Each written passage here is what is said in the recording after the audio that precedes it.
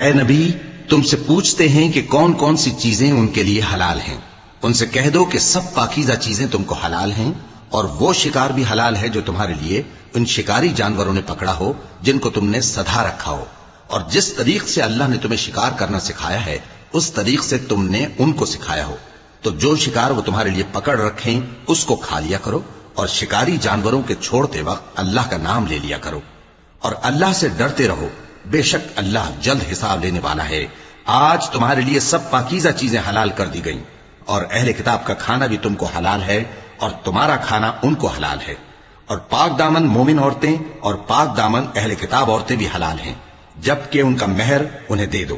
اور نکاح سے عفت قائم رکھنی مقصود ہو، نہ کہ کھلی بدکاری کرنی اور نہ چھپی دوستی کرنی۔ اور جو شخص ایمان کا منکر ہوا اس کے عمل ضائع ہو گئے اور وہ آخرت میں نقصان پانے والوں میں ہوگا۔